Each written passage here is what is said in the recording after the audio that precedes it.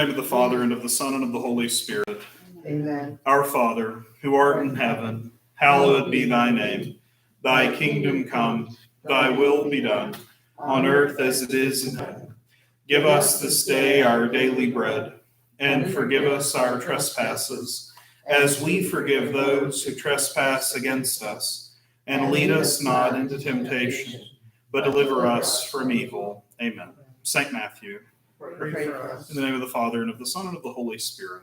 Amen.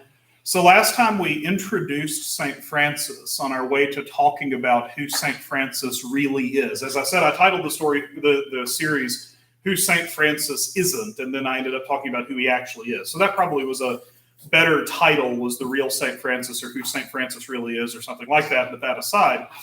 And we looked at, I kind of found 5 aspects of who he is as sort of an important figure. No one would argue that St. Francis is among the maybe top 20 most influential figures in the history of Western civilization. That if we were to write out, here's the list of the people who have most formed our civilization, that we'd have to have Socrates and Plato and Aristotle. We would have to have probably we might have to have somebody like Alexander the Great. We might have to have somebody like Napoleon. We might have to, that we would have to list all these influential figures, and Francis has got to be among them. And if the list of, say, the top 20 were populated about 1/3 by Christians, he certainly would be up there with St. Paul and with St. Augustine in terms of his influence on not just the Christian world, but the world at large. And it's interesting then, because he is sort of a sign of contradiction, because he didn't intend to be that he intended to be simple and poor. He embraced poverty, and he embraced poverty not just in living out poverty. And one of the things I went into, and this was a couple weeks ago, but one of the things I went into was that there isn't sort of an inherent nobility to poverty. If you throw out all your stuff and you dress in scratchy brown robes and you beg for everything you have, that doesn't make you a good person. That of itself, there's nothing magic about that makes you holy, because you could do that and still be a very bad person. Conversely, if you are wealthy and have a lot of possessions, that doesn't automatically make you a bad person. We see that mentality a lot now in the sort of the political climate we're living in, and that there's all this revolutionary spirit stirred up to where the wealthy are sort of inherently evil. And those who are not wealthy, the 99%, are sort of inherently good because they are not wealthy. But the fact is, you could have $0 in your bank account and still be a really horrible person. And you could have untold riches and be a really good person. It's all in what you do with it. Now, the Christian tradition has always upheld the idea that being poor makes it easier to be holy, and being rich can be an obstacle to being holy. But it's all in what you do with it. And as we'll talk in next week, one of our sort of themes of Francis is his suffering and his doing penance. There also isn't an inherent nobility to suffering, because you can suffer very badly and you not properly embrace Christ, not properly embrace his cross in your suffering. And so there isn't anything magic about suffering that makes you holy. Suffering can make it easier to become holy, but suffering can also make it very easy to become bitter and to turn in on yourself and to turn away from God. And we see that quite a lot as well. So the thing we have to remember, it's the maxim, I think, for the spiritual life, for mental health, and for any kind of sort of conversion or self-improvement, there are no magic bullets. There is no pill you can take that's automatically going to make you just 1,000% all better in every aspect of your life. There's no book you can read, no retreat you can go on, no prayer you can say, like some kind of magical incantation that's just going to make you good. Because being good is a habitual disposition. It's something you have to keep pursuing. And you have to keep pursuing an authentic good in the image of Christ. And that's what makes Francis who he is. And I think as we look at what we're going to talk about today, we see then, I think we start to see why he's so misunderstood. That if he's misunderstood at the level of being poor, because we have sort of a faulty idea of what poverty is and what benefits poverty confers, and maybe not so much that, but how to get those benefits. In other words, if poverty, if a detachment to material things is going to make us holy, there's something we've got to do to make that a sign of holiness for us in a certain sense. And you can be poor and you can live a poverty of spirit without even getting rid of a single thing. You can also get rid of things and let that be a credit to you and not a means to holiness, and it not do anything for you. And the gospel has some stern things to say about that, and about giving so that you're seen to be giving and things like that. I think the reason that we misunderstand Francis as poor is that we don't understand what poverty is. The two things we're going to talk about today, I find myself as I'm researching this, not really talking about Francis as much as what he has to kind of teach the church about an authentic apprehension of these things. The first one is we're going to talk about Francis as reformer. That if I were writing a book, the title of this chapter would be Rebuild My Church, Francis as Reformer. And we talked last time about his kind of moment of conversion and the events that sort of precipitate his abandoning his relatively comfortable life as the son of a wealthy merchant, kind of renouncing the riches, renouncing his comfortable life, renouncing his family even, and living poverty in this radical way. And he goes into the church of San Damiano, which is kind of wrecked. And the cross, the Lord speaks to him from the cross. We have a model of that cross hanging on the wall back there. The Lord speaks to him from the cross and says, Francis, rebuild my church, which you can see is in ruins. So we'll go into the significance of that in just a moment. But if we talk about him as reformer, I think we have to understand what reform really is. And that's another thing it's another one of those words that I think gets hijacked at times. That at a certain point, I might just give an Adult Ed series on words that have been hijacked, like love and reform and church teaching and devout Catholic, words that don't mean what they're supposed to mean. Because words have meanings and meanings have consequences. And if we don't look at words according to what they're supposed to mean, then, or properly ground them, then it doesn't really matter. At that point, the words don't communicate anything. The other thing we're going to talk about is Francis as evangelist. And this is kind of a difficult concept in the other direction, because where I would say that for about the last century or so, the idea of reform in the church has sort of been hijacked or has been given a meaning that is incomplete or that ignores certain very important realities. The word evangelism is something we've just kind of avoided altogether. That it's something of it's seen as kind of an outdated concept. There are some people who will, through the lens of kind of progressive academe, read the notion of evangelizing as being this colonialist thing where we impose our white European culture upon people or something like that. That's not what it is. And so one of these things we've seen large movements of the church just sort of jump right in and jump right into reform in perhaps with a misguided sort of notion of what it is. And also to avoid evangelism because we see it as something outdated. Both of these things, though, have to be grounded in the truth. And that's where I think Francis becomes a helpful figure to us. And the reason I think we get Francis wrong, I think the reason that Francis is given over to this kind of improper, this inaccurate, this ahistorical image of who he is, that makes him out to be the nice guy that preaches to birds, or this environmentalist hippie, is that people, because he was about creation, I use creation instead of environment because creation is a theological term, and for Francis it wouldn't have been the environment because the environment is a static reality that has nothing to do with God. Creation was important to Francis. Reform wasn't really important to Francis. That wasn't what he was trying to do, but it happened through his own, sort of pursuit of the good and evangelization. These three things were sort of key to who Francis was, and because they're also things that are easy to hijack or to distort or to read one's agenda onto, Francis himself as a figure sort of gets corrupted in how we account for him. And it's very unfortunate this is the case. I think if we were to take the things that have been said about St. Francis in the last, say, 60 or 70 years, and we were to construct that person and then introduce him to the real St. Francis, they would bear no resemblance to one another.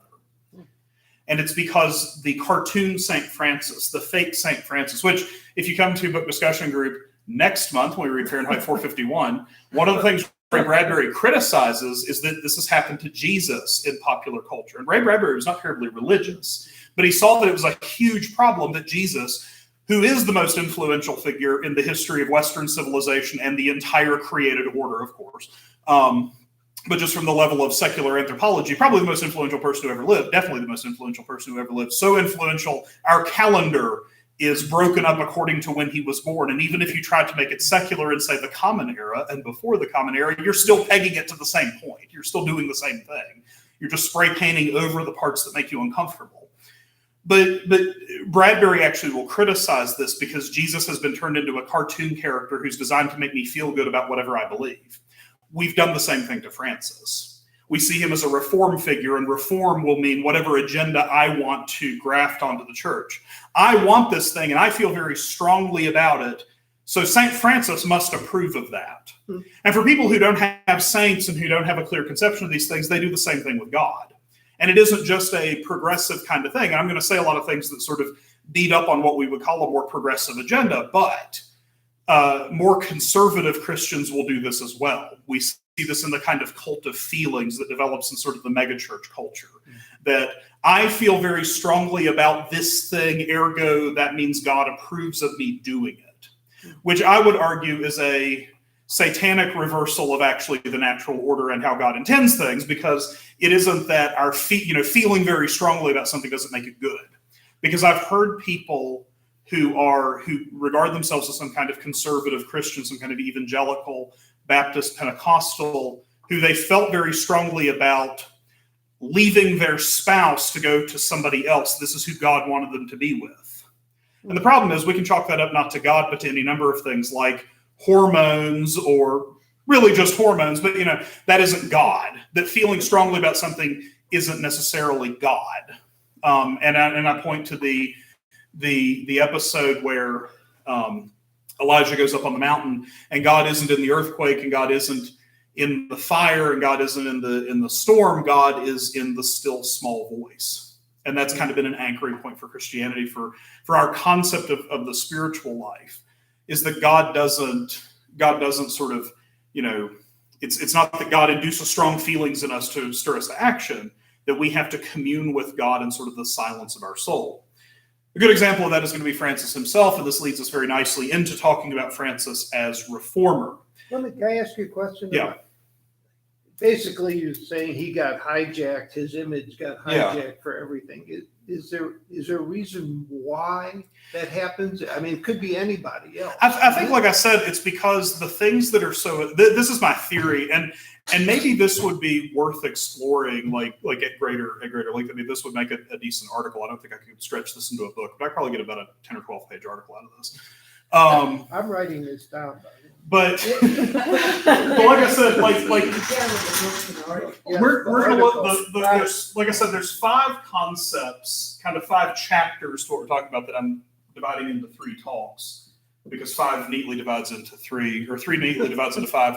Theology math. I mean, if you want to do real theology math, we got the Father, the Son, and the Holy Spirit. Don't equal 3, they equal 1. There's only one God. So theology math. So we began by talking about Francis as poor, and we're going to talk about him as reformer. We're talking about him as evangelist. And we're going to talk about him as, what did I say the other thing? Friend, penitent, yeah. And then I think it's because, so these are 5 things that are fairly essential to him. Lynn can probably argue this, these, if we were to list the 5 things that are most important about him, these are probably it. I think you've probably also got to include a 6th category that I might touch on as well in that last talk about creation. Which then reminds me of the fact that in the Scout law that it talks about how you're supposed to be kind. And there's like 1 or 2 other points of the Scout law that also could mean that. But if you go back and you read, why did Lord Baden-Powell put that in the Scout law? Kind meant kindness to nature, that he meant that as a distinct concept.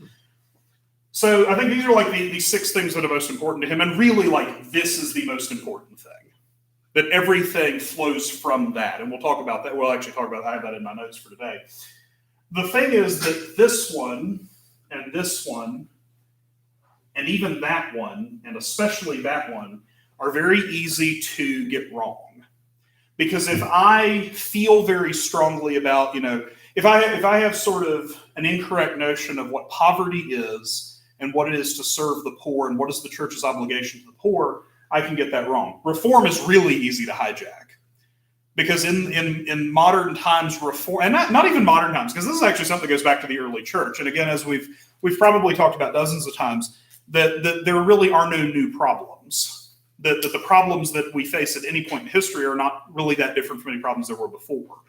And that's why there was the big push after leading up to the Second Vatican Council. One of the influential sort of streams of thought, and one of the ones that influences Catholic thought after that, was the rediscovery of the Church Fathers. And it was this movement called the ressourcement. And ressourcement means returning to the sources. And it's the idea, and Pope Benedict XVI was a big kind of a central figure in that movement. He helped to found the journal Communio, which is still being published.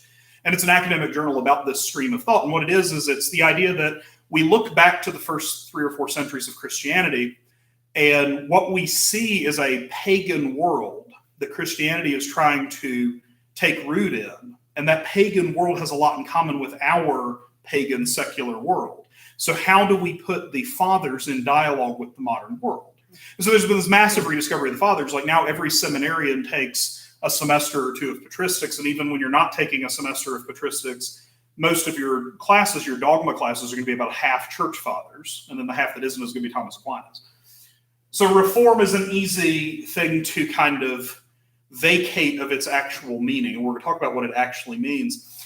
But reform is one of those things that's where there's this drive to reform, this sort of revolutionary spirit where I'm going to remake the church in the image of my agenda. And really the image of the things I'm passionate about, the things I feel strongly about. That reform seems to mean to uproot everything that was and to replace it with something else. And that's not what it can mean. Authentic reform within the church can't mean that. Because if you completely get rid of everything, you are getting rid of the church that Christ founded and the truth that he revealed. Evangelist and penitent get kind of sidestepped when we create the cartoon Francis. That would have been a great name for this series, Creating the Cartoon Francis. We sidestep these because these are kind of hard to hear about. Evangelist means we have to look at people who are not converted and say that there's something deficient with what they believe or something incorrect about what they believe, and we just don't do that anymore. That's not very nice. But again, I've said this about Jesus. I'll say this about St. Francis. He wasn't a nice guy. Like that's the thing is we had a talk one time. I've probably quoted this before. We had a talk one time. I think it was the Bishop of Phoenix when I was in seminary. When I was in seminary, a few times a year, we would have these one-day kind of silent retreats. It was a day of recollection, and you'd get a bishop. They would always get a bishop to come in and do them. Generally, a bishop that was sending seminarians to the Josephinum. The problem with a lot of these is that most bishops were not made bishops on the basis of their depth of spiritual reflection or their ability to engage a crowd for a long period of time. And the ones of these that were one or two of these were memorable because of what the bishop said, and the other one or two that are memorable because of like how freaked out we were by what they were saying, like and not in a good way. Like the one that kind of screeched and pounded the ambo. I wish I was kidding. But Bishop Olmsted of Phoenix was one of the two that I remember being pretty good. And he said, gentlemen, don't be nice. He said, be kind, be courteous, be charitable, but don't be nice. He said, nice comes from the Latin word natio. Natio, I don't know, which turns into one word, which means stupid. He said, being nice is stupid, don't be nice. And the idea is that we've lived in this culture of nice. Like let's not push anybody's comfort zones or anything like that. Let's just be nice and let everybody kind of be how they're going to be. And the problem with that is that Jesus didn't do that. And Jesus didn't call us to do that, and he didn't model that for us. So evangelist is a tough concept because we live in a culture of nice, because it involves saying that somebody might be wrong about something. And God forbid we ever say that somebody that believes the wrong things is wrong about something. The thing is, if you believe the wrong things and I say, hey, Jim, you're wrong, the sky is actually blue, I'm not saying anything about you. I'm just saying that what you believe is not good. But the problem is the culture of nice is founded on the idea that there's no difference between a person and what they believe or how they live. And this is why we've gotten into where the gay rights movement started as a movement to ensure that, sort of kind of live and let live. What two adults do behind closed doors, that they consent to is their business, to you have to accept this, because if you don't accept this, you hate these people. And that's just not true. I can say, I don't approve of the way you're living your life. And I say that precisely because I love you. That hating you doesn't figure into it. And actually, I had a family member actually, come out to me one time. And I said that. I said, where I stand on all this. This is when I was a seminarian. I was actually here when this happened. I was a seminarian at the time, and I said, where I stand, that I can't even appear to support that because I'm a public figure of the church. I said, you also know that doesn't mean that I hate you. And she said, yeah, I know that. And it changed our relationship none. That, I would say, that experience is going to be more and more uncommon as time goes on, because it's becoming a thing of you have to accept everything that somebody does because we've identified that with who they are. So evangelist is a tough concept in 2021 because it means saying that at times people say and do things that are wrong. It's seen as judgmental. Or like I said, the progressives will read that as colonialist, that it's importing European culture to whatever. Penitent is another hard one because we don't believe in penance anymore. That far from thinking that there's some kind of value to suffering. And like I said, there is a value to suffering insofar as we identify it with the suffering of Christ. Suffering can also make us mean and bitter. But we don't see that there's a value to suffering. This is why Mother Teresa gets so much flack from secular people. That Mother Teresa saw a value to suffering, and the goal of her order was not to cure illness. The goal of her order was to accompany people in their suffering. And so, but we live in an age of lots of pain medication. We live in an age of not just even from the medical standpoint, but a lot of ways of numbing ourselves to suffering and avoiding suffering. So we have to cut that out of who Francis is because it's inconvenient. Francis as friend and his relationship with Claire, as with anything, because we have reduced all human relations. As Lewis laments in The Four Loves in 1962, we have reduced all love to either the way you love ice cream or you love your dog, or we've reduced it all to sex. And those are the only two kinds of love there are. And so naturally, anytime in history now, this is the way that the 20th and 21st century man reads anything. Anytime two people are close to each other, we read that as romantic. If you were to go to your local university library over at Appalachian State, you would get all the journals that make reference to Jonathan and David in the Old Testament. And you were to take a drink for every article that said that they were gay. You'd need more bourbon than there is in Kentucky. Anytime, we don't have a concept of friendship anymore. And I've seen a lot of writing here lately, like in the last 10 years or so, about how one of the big issues, particularly when you're talking about teenagers who find themselves experiencing, say, same-sex attraction or something like that, they're at a volatile time in their lives. They're at a time of considerable self-actualization. And because we don't have a concept of friendship, and because what the internet is forming them to is this hyper-sexualized way of living your life, that they immediately pursue these relationships because that's what they feel they should do. They don't have a concept that there's something else. And so Francis and Claire kind of will start to get read like that, I think. I think there's a real, and I haven't actually read any of the kinds of books that do that because I tend to avoid things like that because they're nonsense. That wasn't the relationship they had. They had a very intimate friendship. And we'll talk about that. And we'll talk about through the lens of what friendship actually is. And that's the interesting thing about Francis is, in the face of all these things we might get wrong, he helps us to be sort of properly grounded. He is the antidote to getting any of these things wrong, not just about himself, but about life in general. What is poverty? What is reform? What is evangelization? What is penitence? What is friendship? And then what is a proper apprehension of creation? That environmentalism and love for creation are two different things. Environmentalism is not really going to be grounded in creation as, a theological concept. The creation is the idea that God made everything. We even in our language about, the catechism will not refer so much to reproduction as it does to procreation. The idea being that we're participating in God's creative work. And so we see Francis, again, this is something that's easy to hijack because the environmentalists will see creation. They'll, again, turn Francis into a hippie who talks to birds. And really, his love of creation was his love of Christ because he sees God reflected in creation. And if you don't ground it, it can become there's a difference between love of creation and pantheism. Pantheism is everything is God. And that, in a certain sense, is what the secular sort of environmentalist way of looking at things is. And that's why you have these movements to control population growth because humans are bad for the environment. I mean, I've actually heard people say, I'm not going to have children because it would be bad for the environment. That we value the environment over people. And it's because we've divorced the environment from God and we don't see it as creation. Anyway, so that's why I think we get Francis wrong, is of these 6 things that are core to who he is, 2 of them are easy to ignore because they're kind of painful. And the other 4 are easy to read a lot of hot nonsense onto, basically. So I think what you're saying is, if I have this particular view of creation or poor, then I can invoke St. Francis to give it some legitimacy. Right.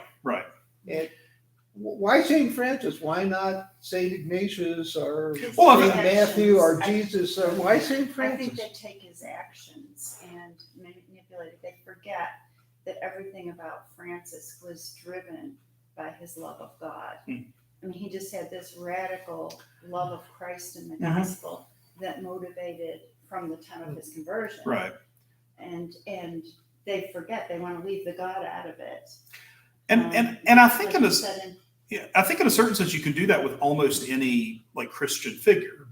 You see feminists hijacking the Virgin Mary as this sort of this figure of I don't know. I'm trying to think of all the. I'm trying very hard not to think of all the buzzwords and things that go with that. But we'll see certain biblical figures that are you can read your agenda onto anybody. But the problem is when you do that, that involves distorting the truth of what these things really are and maybe ignoring the things that are inconvenient. And so studying Francis is an exercise in how do we get it right, including the things we don't like very much.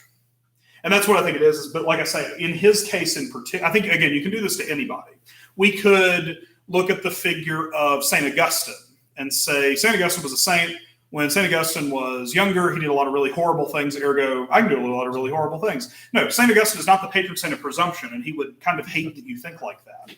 You have to go all the way. You have to see this as grounded in God and grounded in truth. And the same is true of Francis. Is just, I think with him, the touch points for hijacking him are much easier for a certain kind of agenda because they resonate. Because the thing is, and this is something that Lewis talks about in the Screwtape Letters, that there are no absolute lies. There can't be an absolute lie. That there has to be some element of the truth. There are no sort of absolute vices, that every vice has virtue kind of at its heart. And it's because of that inescapable human drive for seeking the good. So the person who wants to, see reform as let's just toss everything the church has ever taught and done and replace it with something else, they're not entirely wrong, because there's some things maybe we need to not do, or we need to do better, or we need to do it in a different way, but that doesn't mean throwing everything out. That the person who says we need to respect the environment to the detriment of thinking about it as creation, they're onto something, but they have an incomplete and maybe sometimes a distorted view. The person who says we need to not be judgmental and tell people that they're wrong, there have been times when evangelization was not done well. There have been times when it wasn't about preaching the truth. It was about imposing a way of life that was alien. And the church has gotten a lot better in the last couple of 100 years about sort of, I hesitate to use the word dialogue, because dialogue is the word that means let's just endlessly talk to other people and affirm that they're okay without ever saying anything about the truth. But there's a way in which we can put the truth and present the truth to people in a way that's going to resonate with them without watering it down. And so I think it's you have to do all of them all the way. And the person who's doing them halfway is still doing them halfway.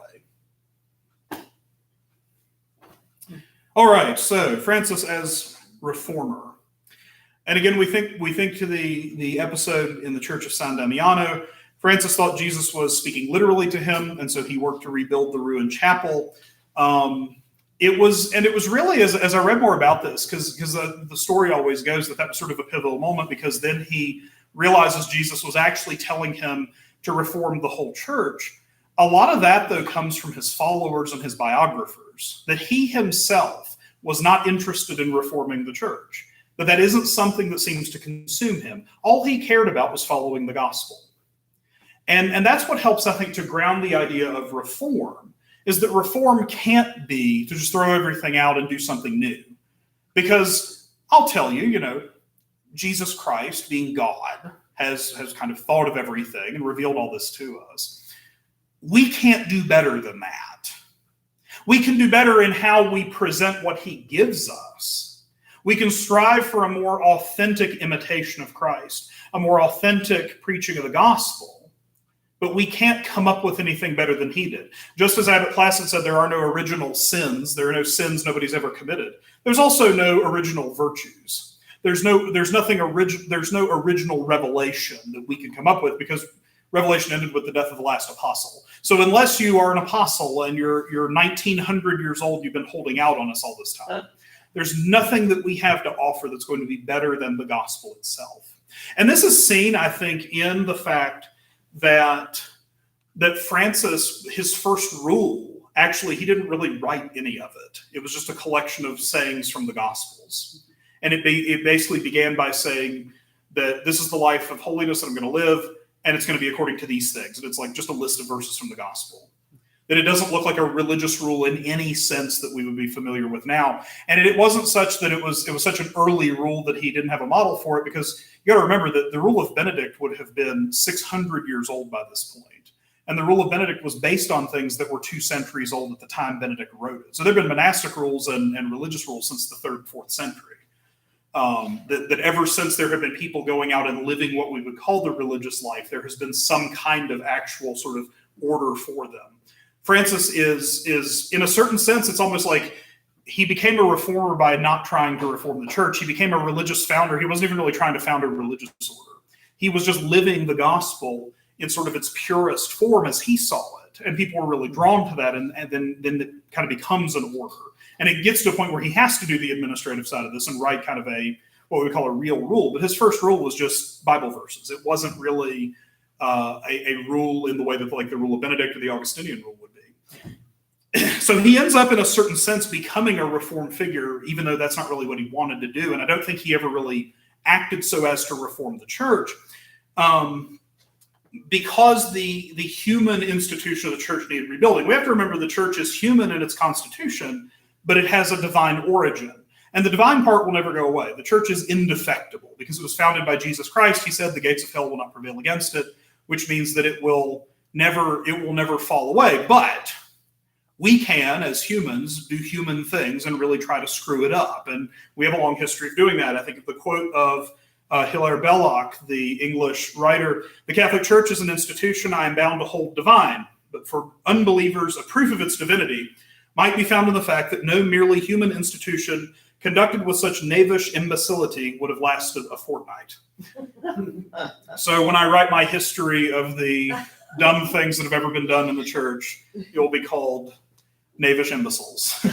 A confederacy of knavish imbeciles. There we go. Borrowed from a confederacy of dunces. I'm surprised Confederacy of Dunces isn't a book about church history, but that would be a good one. And that's the thing. There was also, I forget who it's about, but there was a story of somebody in the late 19th century. Another English writer was talking to a Jewish friend of his who was thinking about becoming Catholic. And this Jewish friend is going to go visit Rome. And maybe this happened before. This happened a lot before. I think this happened in during the Renaissance or something. Anyway, but the story goes that the Jewish interlocutor is going to go to Rome, and there's no, don't go to Rome. If you go to Rome, you will never embrace the Catholic faith because Rome is a horribly corrupt, awful place. And they go to Rome anyway, and they come back and say, "Well, I have to convert now because this has to be a divine institution."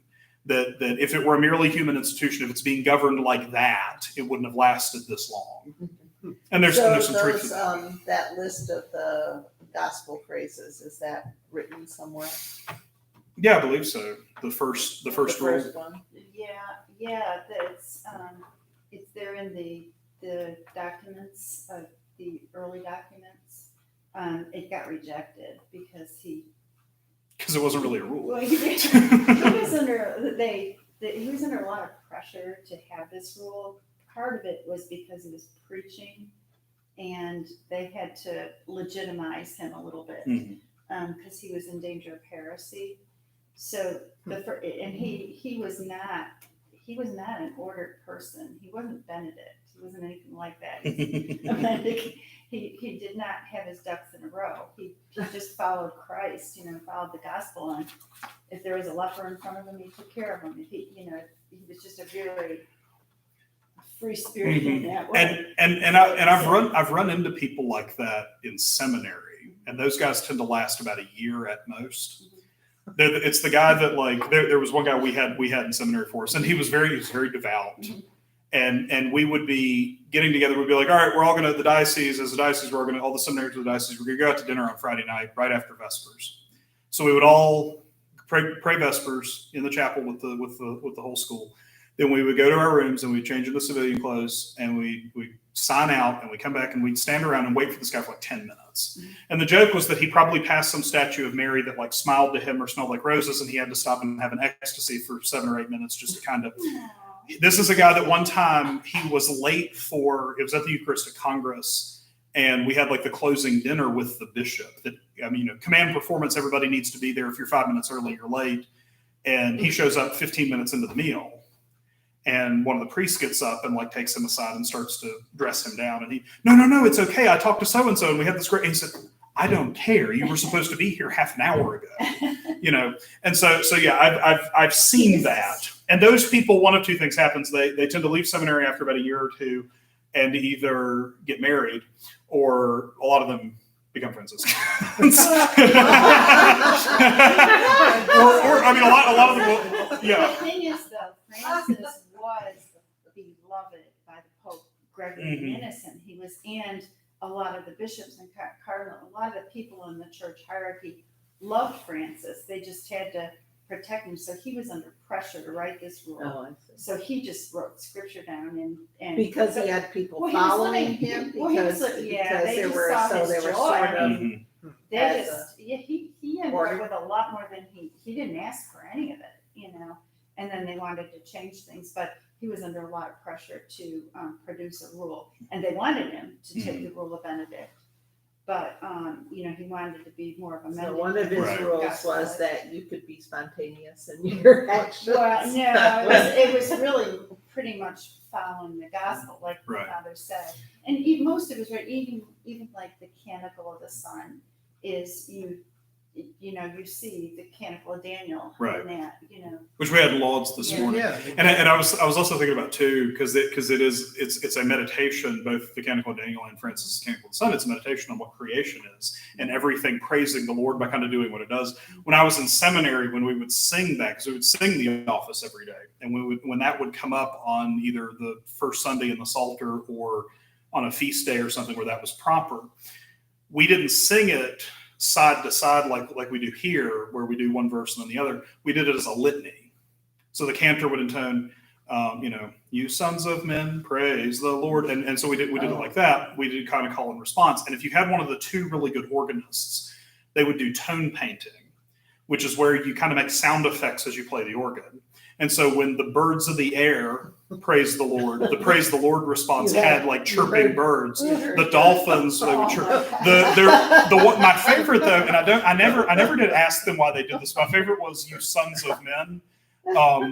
They would lay in kind of the bass, and it almost sounded like somebody walking up the stairs. So I wondered if that was supposed to be walking upstairs, a particularly human phenomenon, or what. They would do for all the weather phenomena named in there. The thunder, they play thunder into the, so it was really neat when they would do that. Wow. Anyway. Did you laugh? We heard it all the time. Oh. My favorite little thing they stuck in, I was thinking about this yesterday, because yesterday was the feast of the Korean martyrs. And it was my first year in the seminary, and it was one of the guys he's now the vicar general for Nashville, even though he's like 2 years older than me and has been ordained a year longer. He's a vicar general.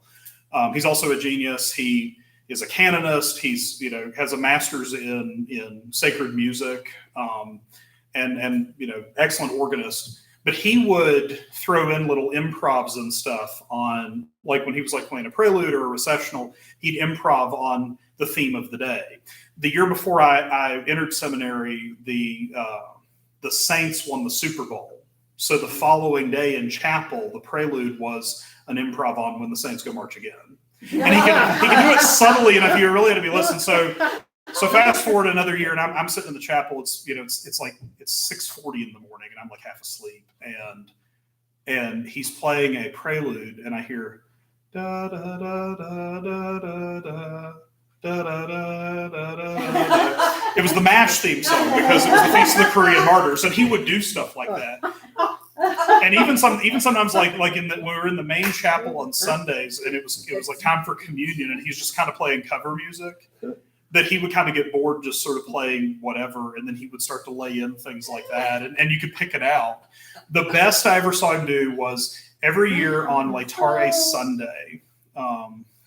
Every year on Laetare Sunday, they would have a concert, and he would kind of have an organ recital. And then one year we had a guy or a couple of years that we had a guy who was a really good violinist, and he joined in. And it was this guy's last year, and so it was kind of like into the chapel. Normally like 15, 20 people would be there because it was like near the end of the year. We're all studying for exams or writing papers and stuff. But that year, because it was his last time, there were like 200 people in the chapel. And they always printed a program of like the pieces he was going to play. The last one was improv on Sancte Joseph. Sancte Joseph is a chant that we would sing every night after dinner, after we said our closing prayers. And it's just in Latin, it's just the line, Saint Joseph, our patron, pray for us. And you sang it through twice, and it was set to this one chant tone. And it showed up all the time in Josephinum life because we sang it at the end of meals, to the point that to this day, if I say the prayer after meals, the next thing my brain wants to do is to sing the Sancte Joseph. When we had our inter-house football game, we had a band, and the band would play on touchdowns and first downs for theology would be the Sancte Joseph, and then the college actually had a fight song that somebody had written years ago. So, but he improvised on that for like 10 minutes. And he's up there just like going to town on the organ, tears streaming down his face. We're all losing it too, because this is like a super emotional kind of thing. But anyway, I don't know how we got there, but it's that free spirited Francis thing, kind of taking over my normal order. Right.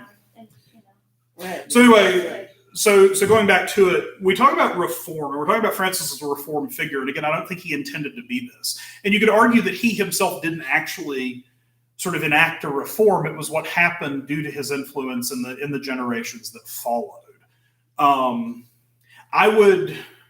not going to make that argument. I might think about this argument and then make it, but I would argue that Benedict was a more intentionally reform-oriented figure than Francis was, because Benedict took the monastic life as it had been up to that point and tried to make a rule that was sort of more accessible so that the monastic life could flourish in the church. So I would argue. I wouldn't call it an argument. Yeah. Well, the thing is, that's the kind of thing that we can articulate why that is in 3 sentences, right, and then be done with it. But if you're an academic, you either have to write a 30-page article or you have to write a doctoral dissertation about it. And writing a doctoral dissertation is really unfortunate, because then you have to bloviate for 300 pages to explain this one thing that you and I just decided in 2 sentences. So, anyway, I was about to say this is why I'm not an academic, but that's actually literally not true. Belmont Abbey has hired me for things. So reform takes on a lot of meanings, it seems. And again, talking about why Francis is kind of hijacked on this point. We call the episode in history where a German Augustinian nailed 95 theses to the door of a cathedral the Reformation.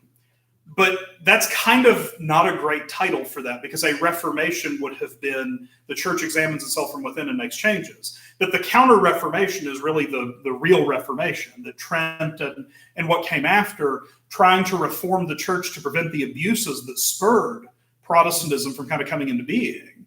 But you can't really call what Martin Luther, I think, intended to be a reform figure and then went way off the rails and broke with the church. He himself said he never intended to break with the church. But we're not talking about the psychology of Martin Luther here as much as we are Francis. But a true reform movement isn't going to break from the church. A true reform movement is not going to leave behind the truth. On the question of reform, we have to ask what can be reformed and what can't. And what can't be reformed is what we call the deposit of faith. that this is what has been revealed. This is the scripture and tradition. So a reform movement wouldn't look at the Bible and say, well, we don't like this book of the Bible, so we're not going to use it anymore, which Luther kind of did. Luther didn't want the book of Revelation to be in there. He didn't want the letter of James to be in there because the letter of James was sort of detrimental to some of his ideas. And he wanted to throw out anything in the Old Testament. Well, let me qualify this. Luther didn't think what we call the deuterocanonical books, which Protestants will call the Apocrypha, because Apocrypha means that it's like mythical, it's made up. He didn't think they were divinely inspired, but he still thought they were worth reading. And so a lot of Catholic apologists, really intrepid, hyperactive Catholic apologists who are really trying to lay the hammer down on Protestantism, will say that Martin Luther took 7 books out of the Old Testament. That's not really true. What he did was he said they're not inspired, but you should still read them because they're kind of neat, but also don't use these as some kind of authoritative doctrine. He relegated them to an appendix in his German version of the Old Testament. And over the years, bookmakers got lazy and just dropped them out altogether. And eventually that kind of forms the basis, sort of the Protestant canon. But to tell you, you have all these, you'll ride around and you'll see all these Baptist churches that have 1611 KJV only on their sign because they only use the 1611 King James, which first off is not true, because 1611 English is modern English, but it's early modern English. And none of them can read that. And I know that because I have a copy of the 1611 King James at my house, and I can barely read it. So it's not quite as different as, say, Chaucerian Middle English, but it is different enough that that's not how we talk or write. That just the orthography alone, and it isn't really standardized because you can look up the same word in 17 places and it'll be written in 14 different ways. But there's this notion that the 1611 King James is the authoritative Bible. You know, if it was good enough for Jesus and the apostles, it's good enough for me. And I actually know people who think that. They think that Jesus ascended into heaven, and as he went, he dropped off a crate of 1611 Bibles, that obviously weren't going to be printed for another millennium and a half, but let's not let facts interfere with a good story. And that this is the authoritative scripture. But the thing is, my copy of the 1611 King James has the Apocrypha in it. It has these deuterocanonical books in it. So you can't tell me that that's somehow alien to the Christian faith. If you believe that Protestantism is the true Christianity, you can't say that's alien to that because it exists there in kind of one of your source texts. Also, again, it's totally incomprehensible. It's not totally incomprehensible. It's just going to be a real slog to read. What you're reading, if you go to one of these Baptist churches and the preacher is using all his these and thous and stuff, which I think is a good tendency. It shows that this is something sacred, so we have to talk about it differently. There's something sort of quasi-liturgical to that we're going to use different language for talking to the things of God, and that's something I think we would do well to get back to in the Catholic Church. But they're doing this, but they're quoting like an 18th or 19th century recension of the King James, and not the 1611, because again, the 1611 would be nearly unreadable at that point. The teaching of the church can't change, but the way in which it's expressed and delivered could be. So again, going back to it, I can't say I don't want this book in the Bible. I can say this book in the Bible kind of bothers me and kind of bothers most people. How do we better present it? Great example of that is after the Second Vatican Council, the reform of the divine office, a bunch of psalms were dropped out, or parts of some psalms were dropped out because they contained curses against the enemies of the people of Israel. And the general instruction on the Liturgy of the Hours actually says these were dropped by the council, by the people instituting the liturgical reforms of the council, because they presented psychological difficulties. The problem is there's like a whole genre of literature for centuries explaining why we need the imprecatory psalms, that they're read at different levels. It isn't just that we're cursing our enemies or something. Our enemy as a Christian is sin and the devil. So they're meant to be read in light of let's cast out the evil of sin from within us. And we've lost that because, again, they're not very nice. And it's part of that sort of culture of nice that pervades for the last century or so. So the teaching of the church can't be changed. The way that we express it, the way that we teach certain things and we bring meaning out of certain things can change. And even getting into kind of more the administrative reality, so to speak, the way in which the church is structured, there's some things about that we can't change. That the priesthood is essential to the hierarchy of the church. That the priesthood is essential to the church being what it is. Because from the very beginning, it's been that you come to church and you are sanctified by what you experience in church, which is hearing the word and receiving the sacrament. And then you, by that transformation, go out and evangelize the world. And in recent times, there's been a move to de-emphasize the role of the priest because it's clericalist to say the priest is somehow better than you or whatever. And so what that's done is I think what that served to do is actually to pull people, kind of to make people more insular and more sort of, here's the church as kind of a community that doesn't really reach out. That there isn't a sense in which that transformation should impel me outward to do something. That I have to be here, and my participation in my faith only has any meaning insofar as I'm doing something, And so when we declericalize the clergy, we end up over-clericalizing the laity, and we lose that essential relationship, which isn't grounded in, medieval excess. It's grounded more in the theology of what a priest is and what sacraments are. That you come here to be sanctified so that you can go out and sanctify the world by your presence in it. Francis, I think, gives us a clear example of authentic reform because it keeps Jesus Christ and his church and its teachings at heart.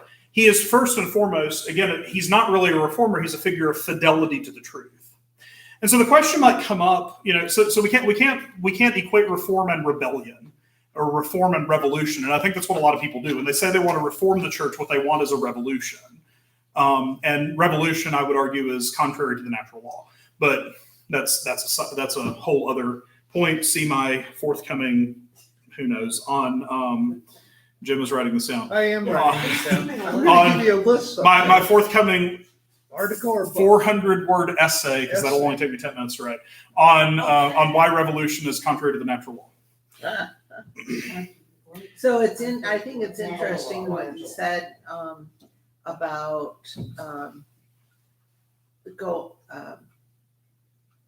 coming to Mass and having the priest do what you're saying, then we go out and do that. Is that the thought that came to my mind is from Raleigh, is that so St. Francis Church parish was always known out and in the community in Raleigh as the parish who did things, who went out into the community, and someone there founded an organization to help people who were homeless, and it's well established, but it always was seen as the parish that did those sorts of things. Right. But on the other hand, it was also seen as a parish who didn't always follow the, I think of an example of people would criticize the way, say, Mass was done because they didn't always say the creed. They weren't Orthodox. They were not Orthodox. Yeah, Lynn would know this more, but because we went back and forth, and a lot of it was right by our parish, and just due to the types of their masses and things, and our kids with all their activities. So we experienced a lot of back and forth with it. And how would you say? Well, knowing the history of that parish, typically when friars are sent by the provincial, they're in a poor part of town. That parish was started by a Jesuit. He was the first. Oh yeah, There's that's the right. issue. That's right. He was a very close That's friend. right, Father English. Father English. That's right. I forgot that. he I had a forgot he close was a friend Jesuit. who was a Franciscan that they loved. And so then when Father English needed to go away, the parish really petitioned the provincial heavily to get this The younger Franciscans. friend, this Franciscan. So they wanted him to be pastor, but the provincial wouldn't have it. He was too young. And they sent another priest to be pastor under the condition that a social outreach program, because this was in North Raleigh. Was that David McBriar then? Yeah. And See, we know. Right. It's just Well, interesting about the if you reputation. think about every Right. real Franciscan parish, reputation. they're in downtown areas. Right. And But that's true in Durham, like the Franciscan parish in Durham Well, it's like we had a Capuchin as one of our professors. I've probably talked about him. He was an admiral. He said he's the second Franciscan admiral in history. The first one was Christopher Columbus because he was a third order. And Father Lou was the Navy chief of chaplains. When we invaded Panama, he was on the ground with the Marines in Panama. He had been the chaplain to the Marine Corps when he was a 1-star, and then he got promoted to 2-star and was the chief of chaplains. And he was one of my seminary professors. He's the one that took us to the Holy Land. And this will tie into the next section here. When we were stalled at a border crossing at one point, we were coming back from Jordan, and there had been some kind of thing, so they were like checking everybody a lot more closely. And there's 2 border cops kind of leaned up against a guardrail, kind of fiddling with their guns and talking to each other. And Father Lou, we sit on the bus for 45 minutes, and Father Lou's like, all right, forget this. And he gets off the bus, he's wearing his habit. And the only time, like, he would wear his habit like on Sundays and on major feast days, and he wore it the whole time we were in the Holy Land because it's your admission ticket to everything over there. Because the Franciscans have been loved and respected by Christians and Muslims alike, and sort of tolerated with less, let's say, angst by the Jews, because generally the Jewish folks over there are not real fond of Christians as it is. They tend to be polite, and that's about it. They're slightly more than polite to the Franciscans because they've been there for 8 centuries. So he gets off the bus in his habit, and he walks over to them, and they see the habit coming and kind of like snap to attention. And he pulls out his military ID, and they look at it and they point. We bypassed security and went straight to passport because they figured that any group that was with a Franciscan is not going to be a problem. Anyway. Meanwhile, over here, but I think that's a good point, that social outreach and even community life, and this is a discussion we have in the parish council sometimes, but social outreach and community life can't be just things that kind of exist as their own little thing in the parish. That they have to be connected to the mission of the parish, which is to bring people to Jesus Christ. That for instance, like think of the book discussion group. The book discussion group, next month we're reading a book, or right now we're reading a book that's not religious. It's not even by someone who is religious. Next month we're reading a book that's not terribly religious. It's not by somebody who is religious. We're not just reading the book to read the book. We're reading the book to think about these things through the lens of faith. So everything we do has to be oriented toward our faith. And you can't jettison orthodoxy for the sake of social outreach, because then your social outreach is meaningless. Because what's the point? If it isn't grounded in Christ, what's the point? And I say that because I have a lot of skin in the game at that point, because as I talk about, like, anybody my age with my level of experience and my level of education would be making 3 times what I am. So clearly there has to be something for me to believe in, or I'm not going to be able to sleep at night doing this. And just the same, all of us, that if what we're doing as a church community, whether we're talking about our parish or we're talking about a religious order, there are a lot of religious orders that after the Second Vatican Council seem to ditch their spirituality altogether. I know of someone who's in the Sisters of Mercy, and she talks all the time about all these like wonderful outreach things that they do, but then I'll ask her like about their practice of prayer, and she's never very clear on what it is that they're actually obligated to do. Like, I don't even know that they pray the divine office. Well, I don't particularly think that the parish was. I always thought it did come out of the gospel. I mean, I thought it worked. But I think at a certain point that can kind of erode. I'm not. Yeah. I mean, I just was thinking that it is true about what we as a parish. Yeah. And I know you've said that before about any kind of social outreach we do here needs to come out of our mission, as with the gospel. Right. Anyway. So we're talking about a reformed figure. We might ask, why do we need a reformer? Why does the church need reform in the 13th century? Because to hear me tell it, the 13th century was this unprecedented time of great things happening. But the thing is, there's no such thing. That there were no good old days. There never were any good old days. Everything has always been kind of messed up somewhere, somehow. And why does the church of the 13th century need Francis? A lot of it has to do with the fact that the secular order had bled over into the church with far too much frequency. Obviously, there needs to be some kind of association, but each needs to kind of stay on side. One of the big issues was that, so basically you have the bishops kind of off doing their thing. The church feels very distant and isn't really having a lot to do with the people. The church is kind of concerned with sort of managing itself as an institution and not really governing and sanctifying the people like it's supposed to be. One of the big ways this shows up is that religious life had kind of become an extension of medieval society and a feudal society, to where you would have some prince or something would give his nephew the title of abbot of whatever, monastery, even though this guy's, not a religious, not inclined to the religious life, but being an abbot was something akin to being like a prince or something. And so it was a noble title that carried land and carried income with it. You get down to I was just reading an article about this the other day because of, I forget what recent moment sparked this. No, it was an article the other day about, it's a question about what are the effects of Vatican II and how it's been received and all that, and looked back to the Fifth Lateran Council. There were a lot of abuses cropping up in the medieval church. The Fifth Lateran Council is called, and it doesn't actually do anything. But it talks about a lot of this stuff, but then none of it is at all successfully implemented. So Trent has to come along centuries later and clean up what Lateran V attempted to do but couldn't. And Trent successfully implements it. And it talks about how one of the big issues was the idea of benefices. The clergy weren't paid the way we are now. Like I'm paid from the parish accounts, and the parish accounts ultimately it's the diocese's money, but I'm paid. I'm on the payroll of the parish. What it was is that you were entitled to a benefice, which gave you income from a certain set of sacred duties. And the problem was that there were not good limits on that, so somebody could accrue dozens of benefices.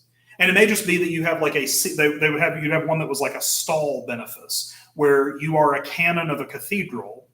And so your job is to sit in the cathedral choir and pray the divine office throughout the day with the cathedral canons. And there was a benefice attached to that because you're praying for the spiritual good of the people. And so you're entitled to some cut of the incomes of the cathedral. The problem was you had all these clergy who were amassing 10 or 15 of these and were making tons of money. You would have somebody who was technically the bishop of 7 different dioceses, even though he never lived in one of them. That's why Charles Borromeo, who's a great reform figure, he would be worth a lengthy study. Charles Borromeo, who is massive reform figure. What was so interesting about him is he was the first Archbishop of Milan who had actually lived there in about 300 years, and he actually lived there and actually cared about running his diocese. And started to try to reform it. And his diocesan synod, not Milan, Venice, his diocesan synod was one of the things that influenced John the 23rd, one of his successors in that see, to call the Second Vatican Council and to say, he took and cut through all of this in the 16th century. Maybe we need to do a similar thing. And there's been a lot of studies about the connections between Trent and Borromeo and the 16th century and the kind of leading up to Vatican II. But anyway, so there were a lot of those kind of issues going on.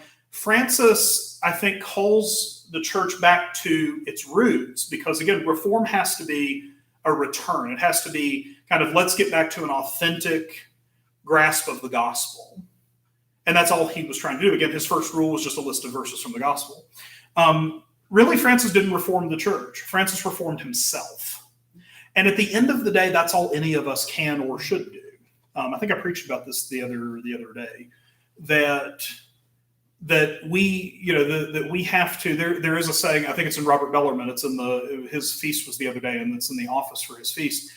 No, it was Borromeo. Borromeo told his priest, if you're exhausted, you don't have enough left over for your sacred duties. He said, remember that before you take care of your parish, you must take care of the parish of your soul.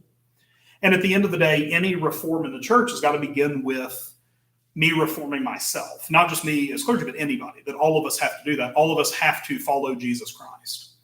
And so that's what it consists of. Like I said, the great quote from G.K. Chesterton, where he won an essay contest where he had to write the shortest essay possible in answer to the question, what's wrong with the world today? And he said, dear sirs, I am sincerely Gilbert Keith Chesterton.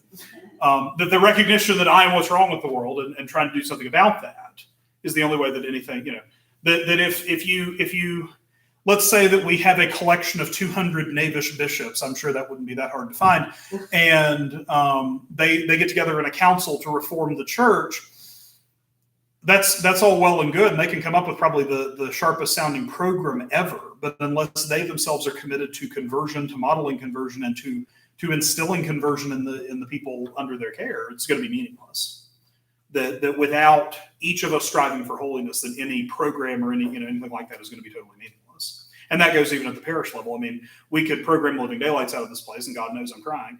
But that doesn't necessarily again, it's not a magic bullet. There are no magic bullets for sanctity. All right, so I'll wrap up here, and maybe I can do a little bit more of this next time too, talking about Francis as evangelist. Francis is quoted as saying, "Preach the gospel at all times. If necessary, use words." This is on mugs and shirts and hats and plaques and all kinds of other things. And I refuse to display any of them on the grounds of the parish or in my own house because he never said that. There's another quote similar to that is attributed to him, but I can't find a source for it either. I think it's a slightly better quote, and that is that it is of no use for us to walk around preaching unless our walking is our preaching. And both of those sayings actually sound a little too pithy for Francis. Francis, I don't think, was that sort of enamored of his own intellect that he tried to say things like that. Meanwhile, see your pastor. This is one of those areas for interior reform.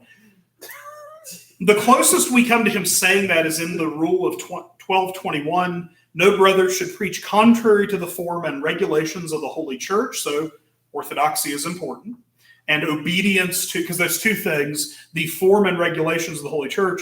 He's not just talking about preaching the right things, but doing it if you have the right to do it. That preaching is an act of authority of the church, so it's an act that requires jurisdiction.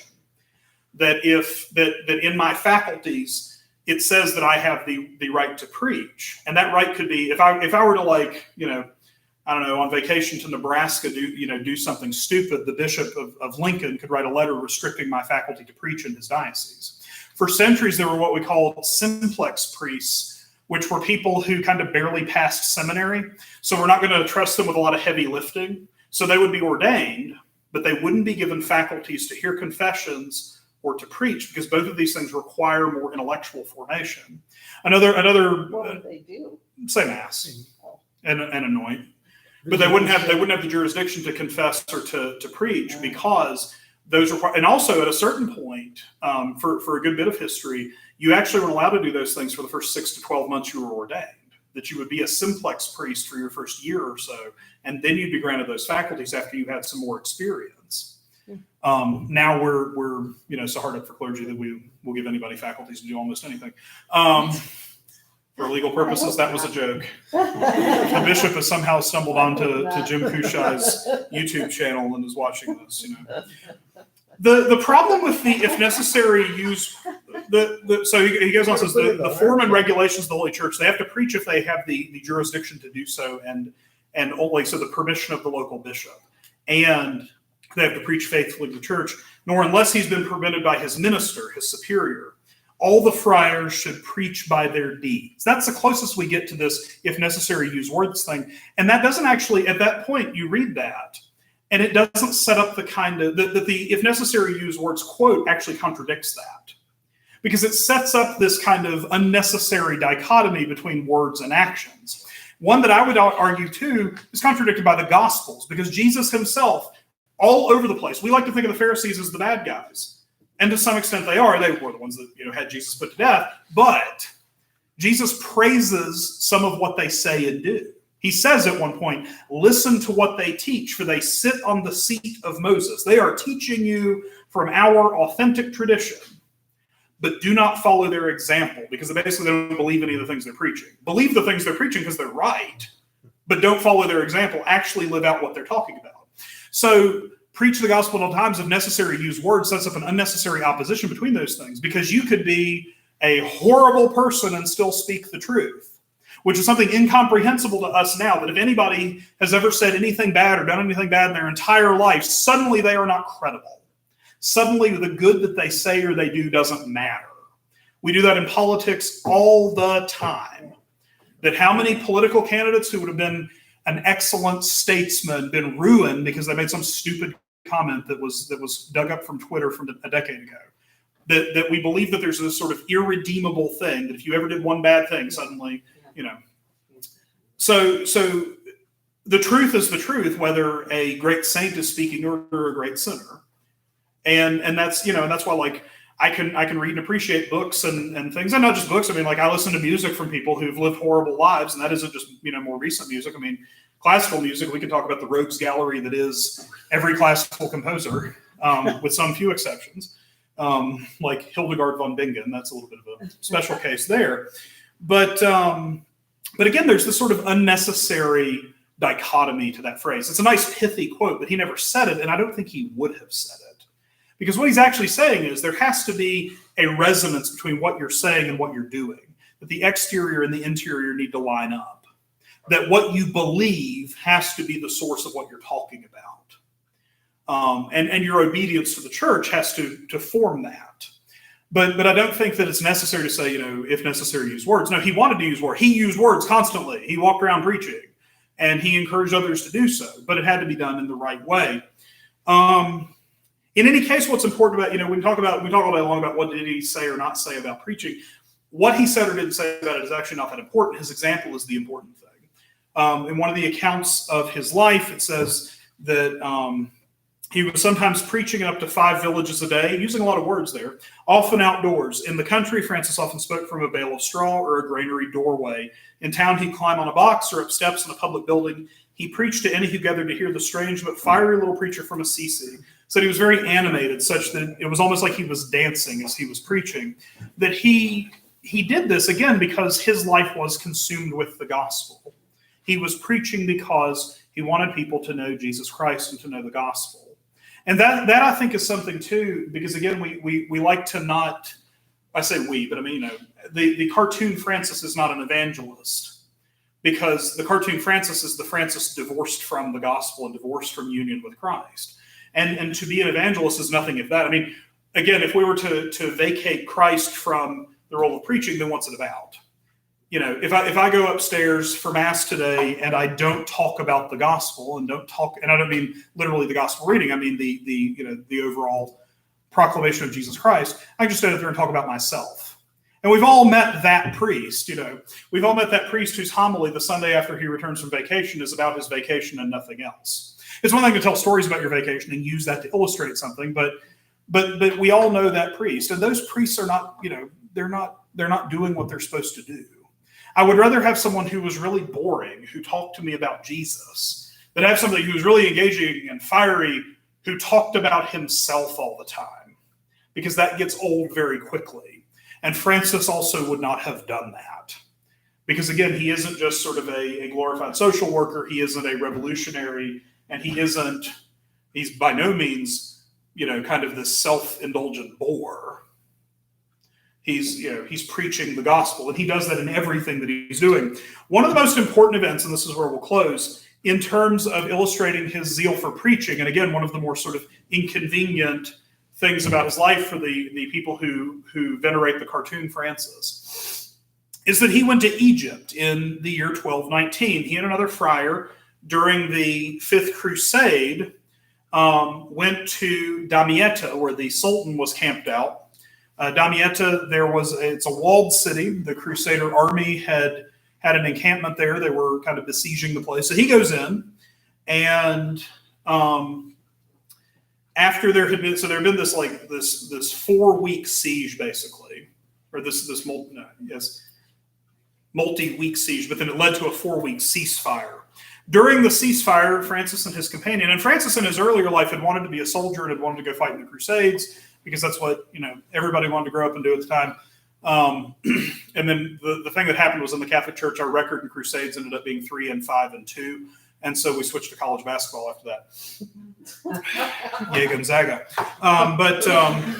Which then Gonzaga gives me the homily that I give every year on the Feast of Aloysius Gonzaga, where I say that if you if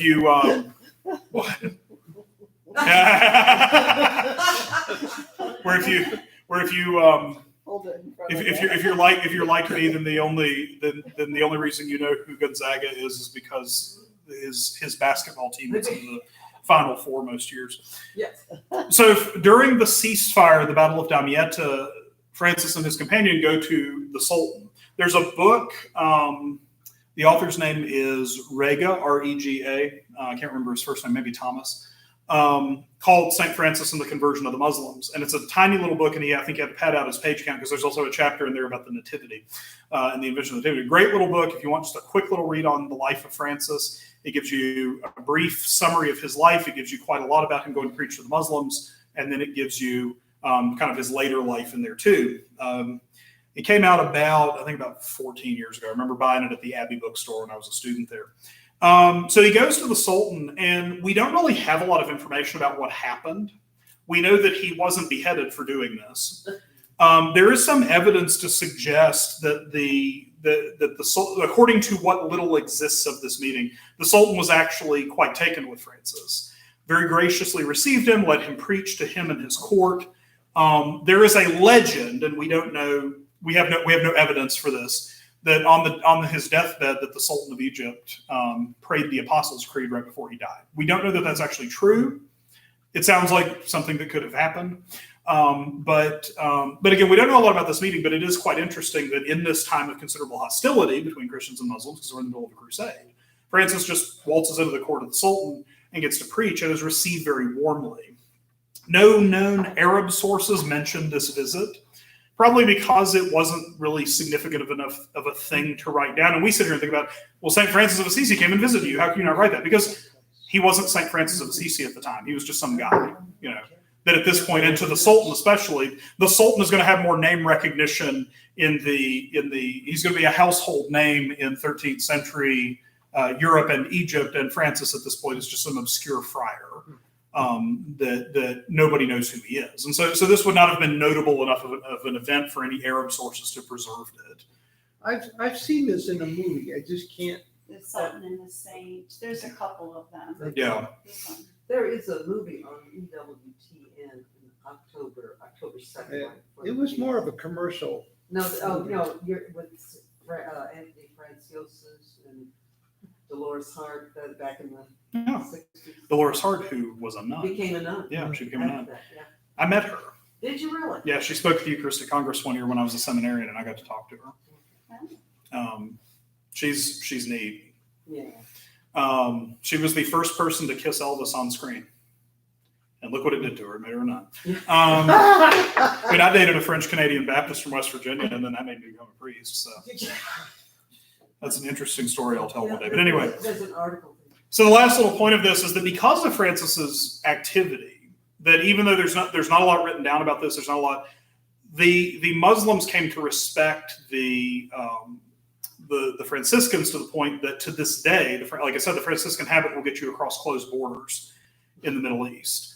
That it is your ticket to just about anything over there. And the Franciscans not only run about 80% of the Christian churches over there, they also have a huge amount of influence.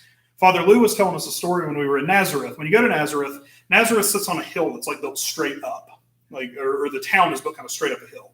That this part of the world is so old that switchbacks hadn't been invented yet, except on Mount Tabor, where like you can't drive that like at an angle like that, or your vehicle will fall off the face of the earth. But Nazareth is just like straight up a mountain. And at the top of the hill, or about halfway up the hill, is the Basilica of the Annunciation. It's the largest church in the Middle East. And there's this park at the foot of that hill, about halfway up that part of the hill from where you have to park your bus. You have to park your bus, walk about a quarter mile to the kind of this landing at the base of the hill, and then you have to walk like another 500 yards straight up a hill to get to the Basilica.